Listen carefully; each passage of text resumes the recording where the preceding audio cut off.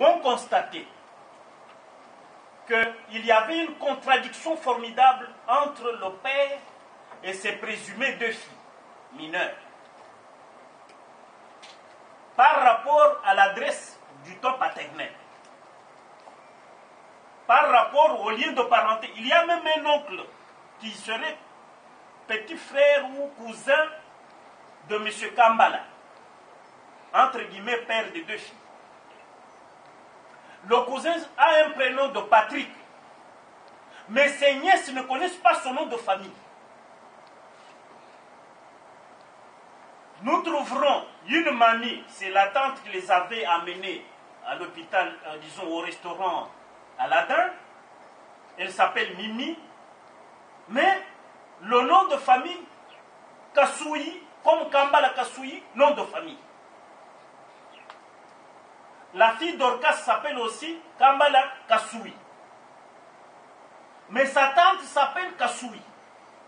Et la tante là est présumée être tante maternelle. Comment la tante maternelle peut avoir le même nom que le père, c'est-à-dire le mari de sa sœur, soi-disant son beau-frère?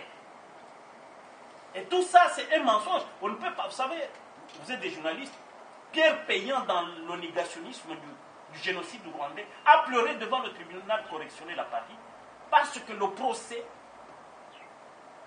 était assis sur un mensonge qui a envoûté tout le monde entier. Et Pierre Payan a pleuré. Il dit comment Kagame peut-il être si puissant comme un dieu pour que ce que Kagame déclare soit comme une vérité de l'évangile et le monde entier croit au génocide rwandais. Pierre Payan a pleuré parce que pour lui, comment le mensonge pouvait-il emporter la conviction universelle? Voilà, devant un procès aussi assis sur le mensonge, notre client a décidé d'opposer la question préjudicielle. Cet article 640 du Code de la famille est une question préjudicielle. Pourquoi une question préjudicielle?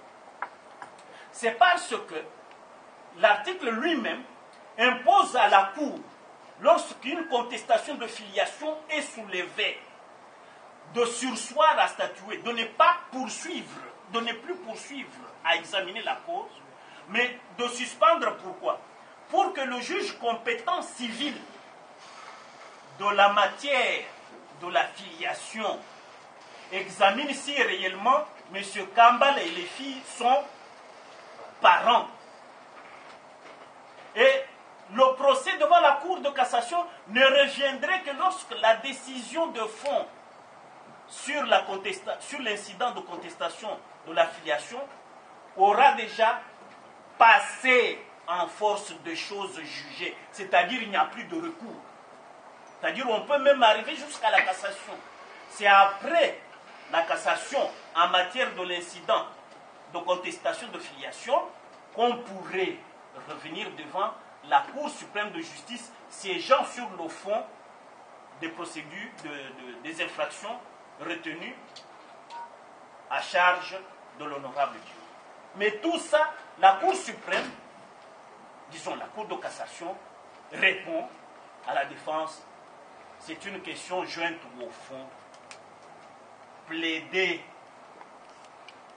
pour votre client, vous perdez du temps, vous n'avez même pas pitié de lui pendant qu'il moisit en prison, tout ça, vous ne voulez pas que ce procès se termine. Et nous, on a compris que l'arrêt aurait été déjà en poche et que nous ne pouvions pas cautionner une justice expéditive, surtout pour casser la carrière de notre client.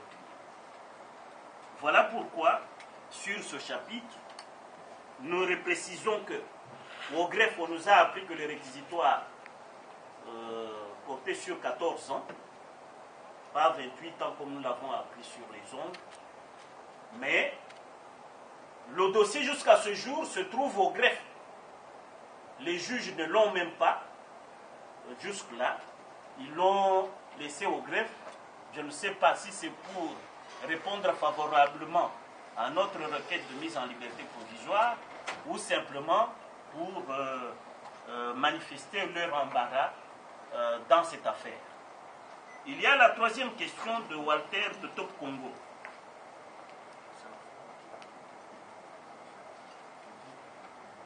Oui, vous demandez le contenu du dossier. Chez nous, les avocats, ou non, chez les juristes en général, en matière de procès, la forme précède le fond. Si la forme n'est pas, si la procédure est bâclée, que pouvez-vous attendre du fond? Comment voulez-vous qu'un juge incompétent, parce que la question préjudicielle de la contestation de la filiation, c'est une question qui doit être jugée au tribunal de paix.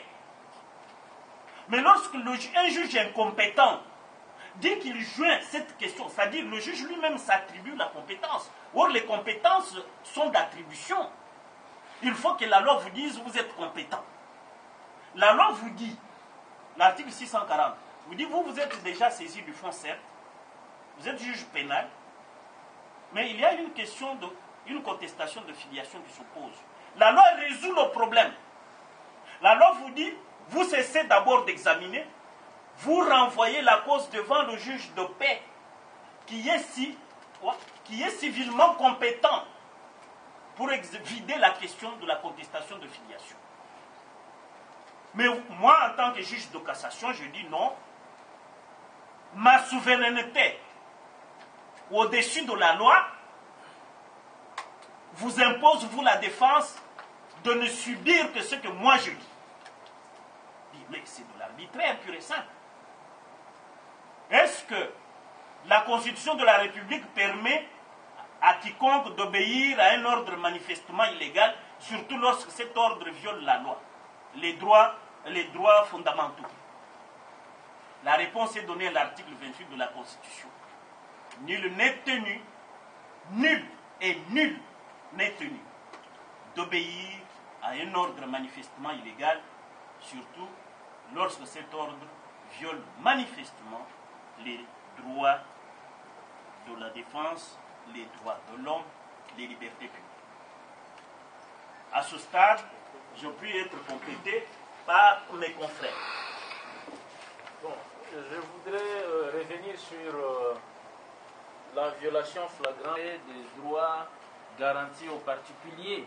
Ici, les particuliers, c'est l'honorable Diomi Dongala. D'abord, vous devez savoir que l'article 640 impose une obligation légale à tout juge de la compétence duquel ne relèverait pas la question préjudicielle. La Cour suprême en fait partie, c'est-à-dire la question préjudicielle, c'est une question dont la solution relève d'une autre juridiction. Et en cette matière, c'est le tribunal de paix. Pour votre gouvernement, outre ce que M. Bondo a dit au sujet des contradictions flagrantes entre victimes, leurs papas et tout ce que nous venons de M. Bondo a dit, il y a eu des actes de naissance, pas des actes, mais des attestations de naissance, produites dans les dossiers par le prétendu père.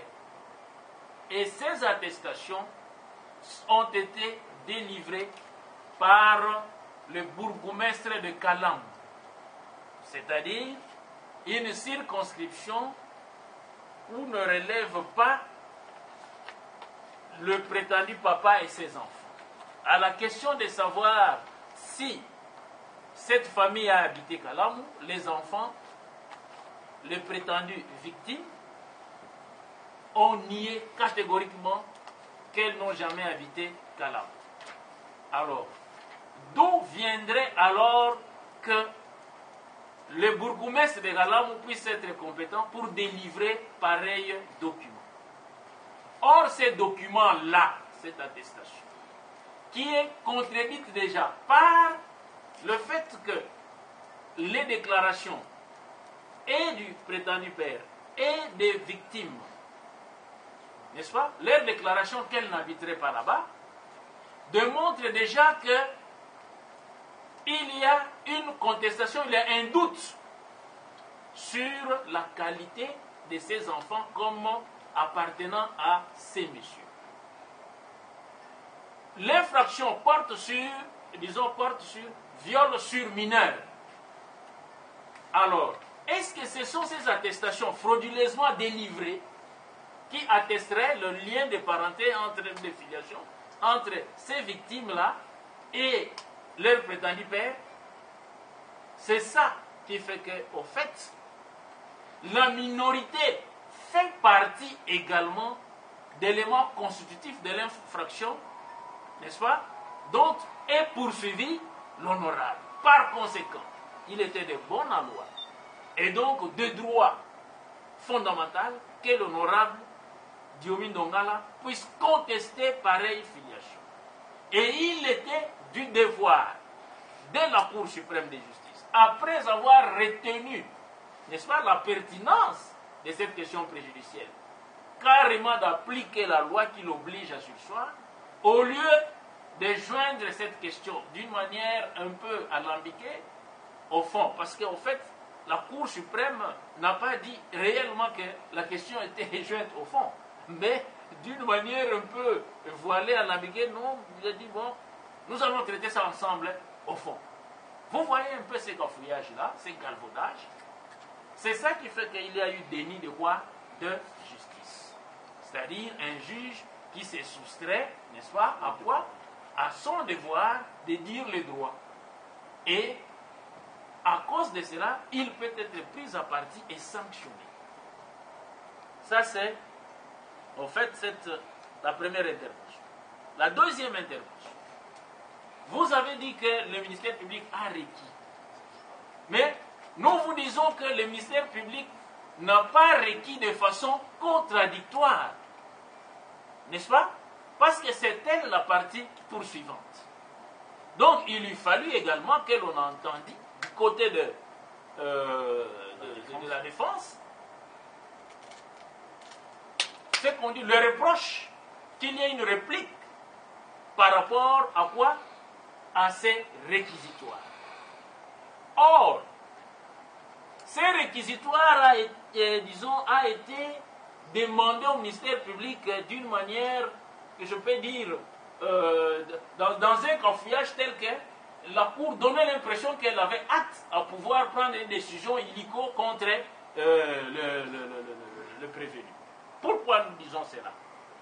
Parce que le principe du contradictoire, n'est-ce pas, voudrait que toutes les personnes qui ont été citées, qui ont fait l'objet des enquêtes préjuridictionnelles, puissent également être entendues lors de l'instruction.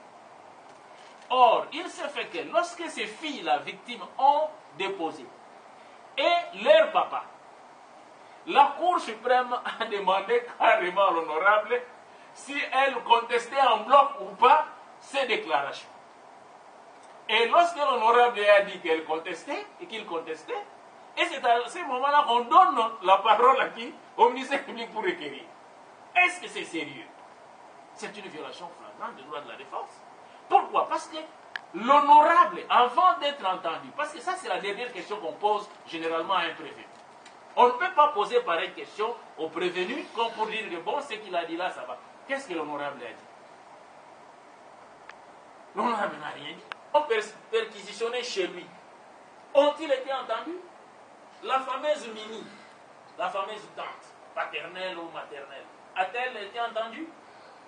Le fameux Alex, qu'on prétend avoir amené, disons, qui a amené les victimes chez l'honorable, a-t-il été entendu?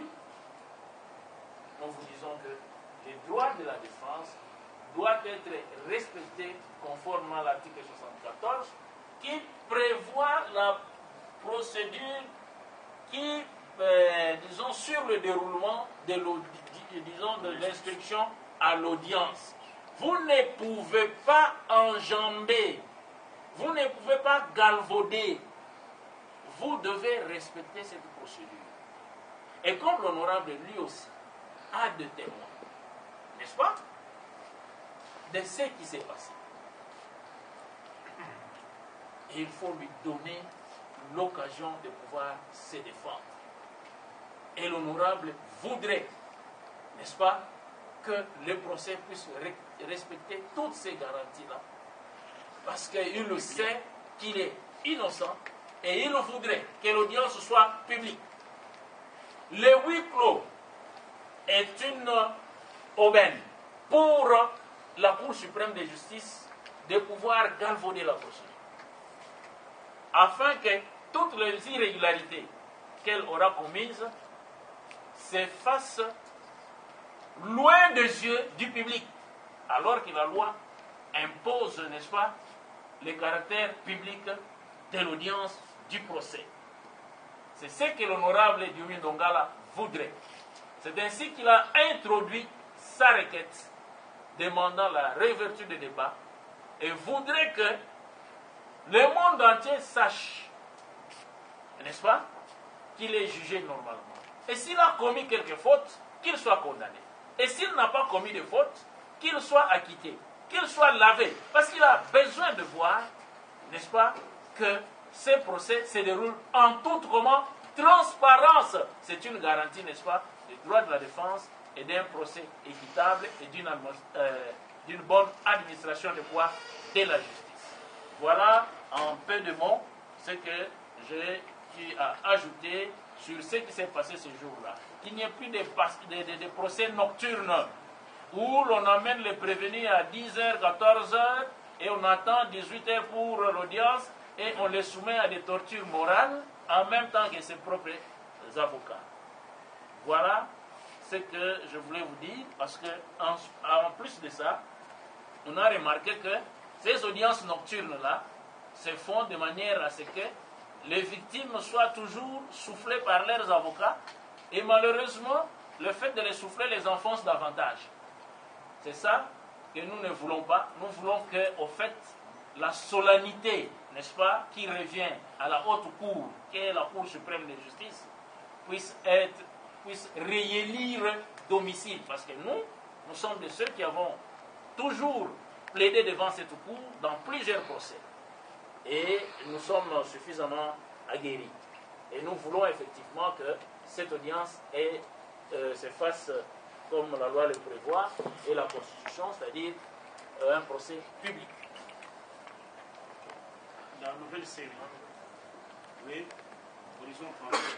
Oui, Philippe Mangala, Horizon français. Dans la présentation du dossier de Dioumi Mangala, vous avez soulevé plusieurs points d'irrégularité, notamment délit de justice et violation des droits de défense, et puis tant d'autres. Est-ce que, étant chevronné en matière, il n'y a pas un mécanisme des droits pour renverser